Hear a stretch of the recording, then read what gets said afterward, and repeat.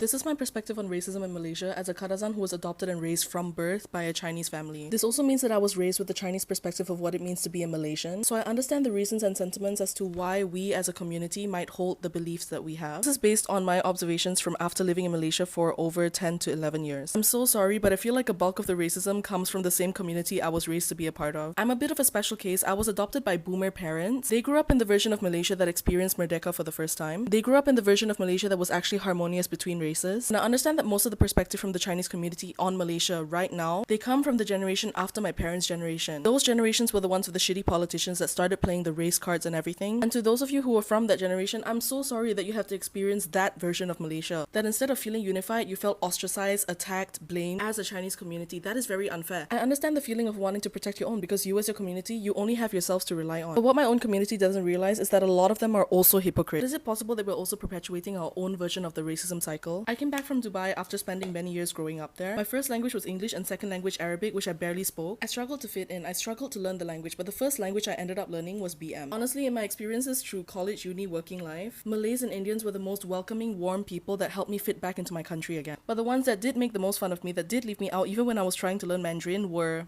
my own community. I've heard of office culture patterns from various different people in my life working in various different industries. If you're a person of color working in a Chinese dominant company, you tend to get ostracized. You tend to get nitpicked on a lot more. And even in social situations, relationship situations, just because, my ethnicity outwardly is Kadazan, I've had people who know that my parents are the most traditional Chinese parents ever discriminate against me just because of my race, just because I don't look the way that they do. I know, we hate mentioning the word assimilation, but is it possible that the word assimilation maybe has a point? To make it clear, I'm not sympathizing with the other races that like to refer to Chinese and Indians as type C, type I, not even the type M. It's really stupid because we're all Malaysian. It makes me want to slap people like that. But I know Malaysian Chinese who have spent their whole lives in this country and they still cannot speak or understand a word of BM, and they don't seem to be concerned about it. I'm so sorry to say this, but as a community, I really feel that we have to start learning to inch away from that pattern where we only stick to our circle, we only stick within our bubble. And instead of getting to know other races, instead of getting to know other cultures, other perspectives, the bigger overall Malaysian perspective, we choose to bounce off our own prejudices against other races with each other only. Because when all you do is affirm your own discriminations against Indians and Malays with each other, this ends up projecting onto others too once you step into the outside world. And it also perpetuates a bad image of us as a Chinese community. And I know that some of y'all might look at me too and not see me as a Chinese. Yeah, maybe my perspective is invalid in your eyes. But remember, I was raised from birth to fully sympathize with the perspective of being a Chinese Malaysian. And as much as I hate to admit it, all the stereotypes of other races that I was raised to believe in as well. Even as a Kadazan also, my Bumi Putra privileges were revoked the moment I was adopted by a Chinese family. So I basically grew up the same way that, y'all did. I grew up with the same lack of privileges, the same standing. While I understand where y'all are coming from, I also see with my own eyes where the changes need to be made. Maybe our hate might feel justified because it's as a reaction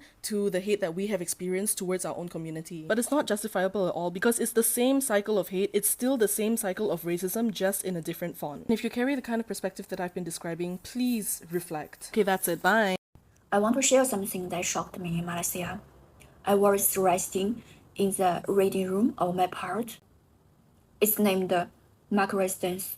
I was simply laying on the sofa, not sleeping, not disturbing anyone, with my computer for a few minutes, because I will continue work in the reading room. But a security guy came over with an unfriendly attitude, saying that no one is allowed sleeping here. I tried to explain calmly and want to understand the rules here. What surprised most was that the reading room was actually very noisy with people speaking loudly, yet nothing was done about that. So I decided to record a short video to show the apartment manager about the real situation, because I planned to tell the security guy about this, but he ignored me. At the moment, an old lady, she suddenly approached me and verbally attacked me. She pointed me with her finger and used extremely offensive language, telling me to go back my country. Her attitude was aggressive and provocative, even mocking me when I called the police, saying it was useless here. Even more shocking, two security guys were present there but did nothing to stop it. Only when another security guy who knew me arrived did they finally stop everything. At the moment, I realized that a normal person could be treated like this, not because of any wrongdoing, but because they have no voice. I have lived in Europe for many years and never experienced such open hostility. Such open hostility. This experience made me truly understand that when you don't have a voice, even being treated with respect can feel like a luxury. I recorded this video not to provoke a conflict, but to seek fairness and make sure this doesn't happen to anyone else. If you are experiencing something similar, remember, you are not wrong, and you are not overly sensitive. Some things are wrong being seen. I choose to speak out, not to fight anyone. Good morning, good evening, and good afternoon, Africans. I hope you're faring well where you are. Today's message is for the Africans. I want to tell you one thing. The grass is always greener where you water it. The grass is just never green. It's green where you water it. You see, there's this narrative that is sold to us about the outside Africa, right? There's a narrative sold, it's paradise, it's best, it's, if you go there, you've really made it in life. But I'm here to tell you, that narrative is a painted narrative. It's not the real thing. If you peel the paint off, you see the real image. I'm telling you, you won't like it. And such is the experience of a black lady, a Kenyan lady, she went all the way to Malaysia, and she had a very nasty experience, right? And she was a good thing is that she's a very good orator, and she's been able to discuss why I think you as a black person should always think twice before you visit a country. Know how they treat people like you before you go there, right? So let's dive into this video, listen to the sister. I shall get back with a deeper critical analysis. Every time I discuss the racist system in Singapore, Malaysian and Singaporean Chinese will point to Malaysia as having a racist system. So let us discuss it. Is the Malaysian system racist? No, it is not.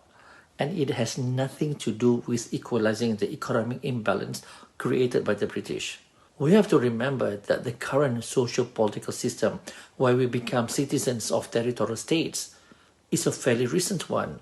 It was imposed on us by the British. It was not ours. The Malay system is people-based. The Sultan ruled the people. Migration then involved joining a community and being part of them. When a Malay moved from any part of the Malay world, they became part of that community. Here is the problem. Migrants who were brought by the British do not respect and do not join the community they migrated to. Instead of joining our community, they stay apart while enjoying our land and hospitality. For the most part, it is understandable. Many did not plan to stay in Malaysia and Singapore. They intended to return home. If they had planned to stay, they would have joined the Malay society. They would have learned Bahasa Melayu and adapted to our culture. But they did not. And let's be honest, when any of us migrate to another nation, we adapt. We live according to the values, customs, and practices of that nation. If you migrate to England, you learn English and adopt these ways.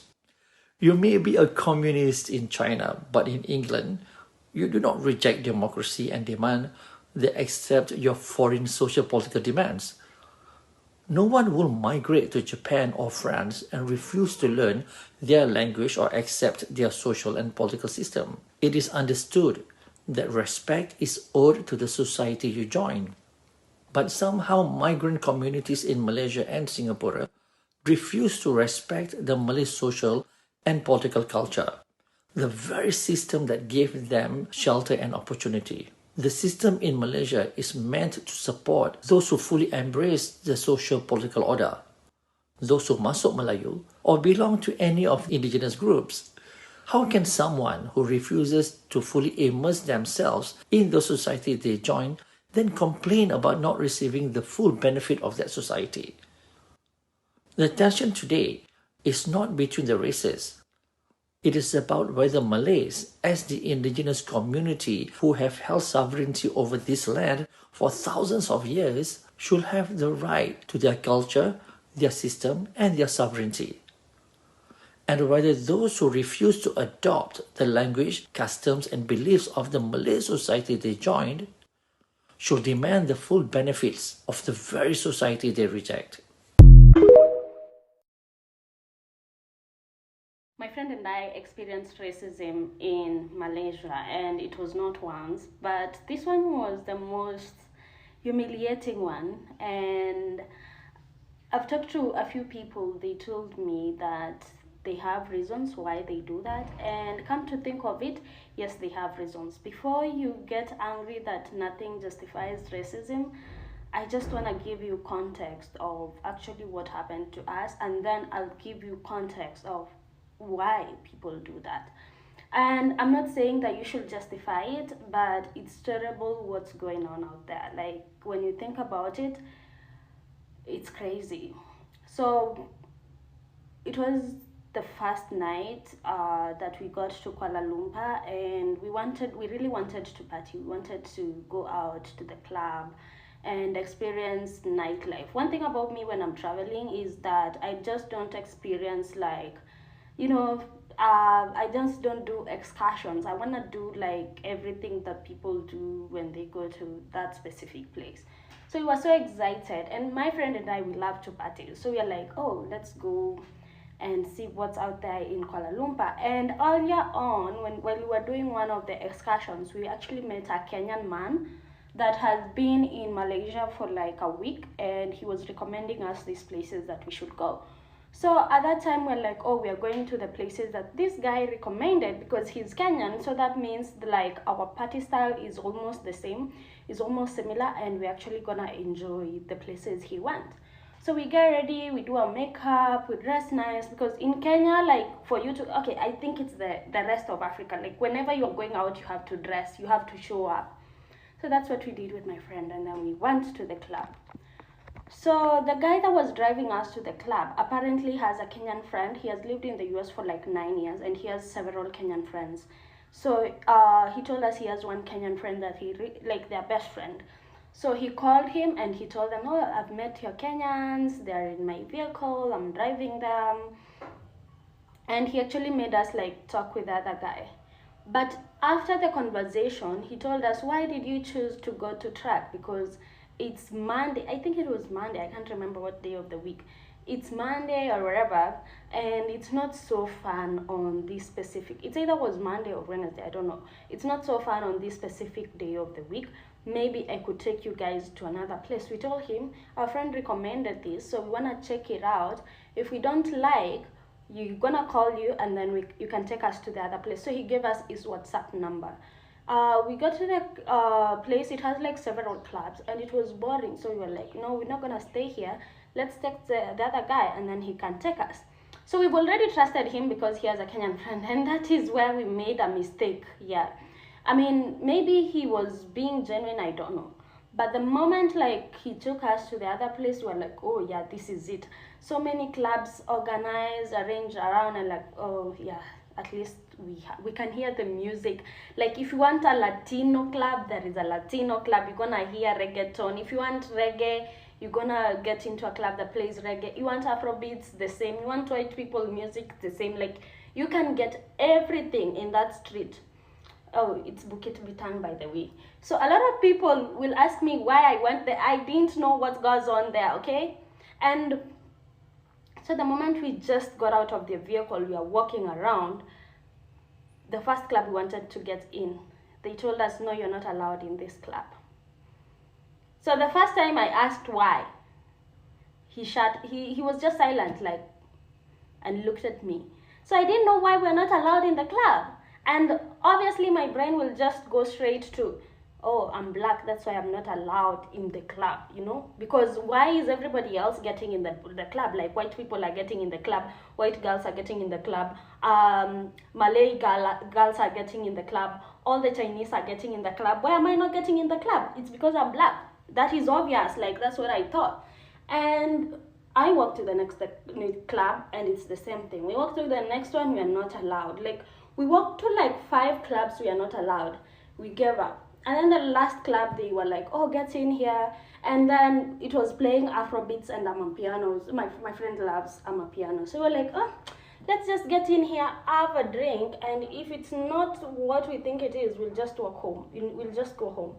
So we get in, and the girls that were sitting there saw us and they moved. These are black girls, by the way. They moved. So we just sat, we ordered our drinks, and my friend started crying. That's when I knew, oh, it's going down. So I'm trying to tell her, kindly stop crying. This is what happens when you travel as a black woman. Of course, that's what happens. Like, a lot worse things happens when you travel as a black woman, especially when you're doing solo travel. So I'm trying to tell her, like, just, don't mind them. They think we are their competitions or whatever. So we discovered that this Bukit Bintang actually is a horse street. I don't know if I'm allowed to say that by TikTok. Yeah, it's a horse street. And a lot of people just think like black women that are there are that. And of course, we saw so many of them selling themselves. And those black women that were actually like leaving us there and thinking, they were thinking that we are actually their competition, and they thought that we are also doing the same job. That's why they didn't want to talk to us. So after we discovered that, we actually left. We just got our Ubers and then we went back to Trek.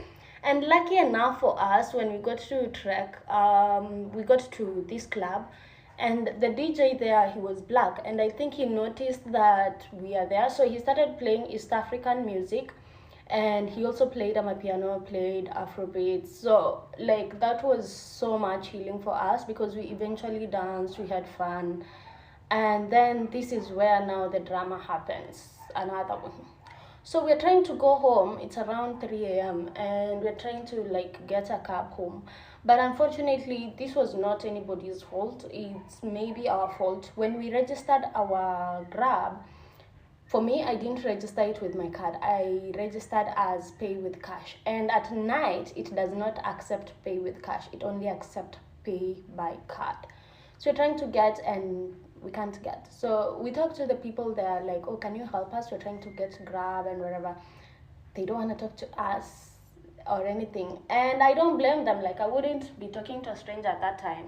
But lucky for us, there was this boy that had a motorbike. I think it's illegal to like ride more than 3 people in a motorcycle in Malaysia, but it was a really tiny motorcycle. But he took us home. He was like, I'm gonna take you home, and he took us home. We trusted him, we gave him the direction, and he took us, he got us home. That was it for that night. And there is a lot to this story, because when I got to Langkawi, because the next day we were like, oh, we are not staying in this city anymore, we are leaving. So we left to an island, we left to Langkawi, and when I got there, I made a Nigerian friend, and I explained to him like what happened to us, and he told us it's not racism, it's not about your skin, it's nothing to do with your skin, but of course it has to do with my skin, because by the end of the day, it's the people of my skin.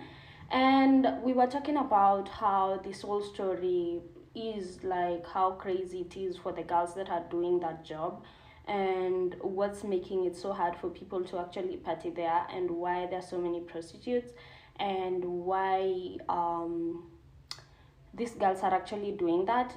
I was asking myself, like, why would somebody leave their country, pay that? Flights are expensive. Flights from Africa to any other part of the world, they are expensive. So why would somebody pay all that amount of money to go into another country to actually do a job like that, when they could have started something with that amount of money? You could start a small business or whatsoever. You can chase whatever. And I understand people are different, but what I discovered is these women, they actually don't do it out of their will. And I think I'm gonna cover this in another video, because the way my friend explained to me, it was actually exactly like I saw in another documentary of how people are actually, it's like, human trafficking kind of thing. And it's so sad that this is happening, and it's actually happening to black people, and they cannot help themselves. My friend told me that those people, they cannot get themselves out of that situation because they have to pay to their madam. It was so crazy when I heard that, and I actually felt bad for them. I know they treated us bad, like those women, when they saw us, they just treated us like we were some evil things that shouldn't exist. But when I heard the story, I really felt bad for them. Because most of them don't understand there are internalized racism among people, Indians with Indians. I'm just going to give a simple example, real estate. You want to buy a house, Yes, yes.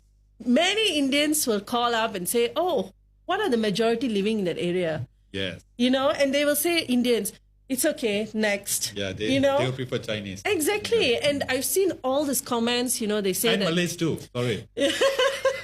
Oh no, yeah.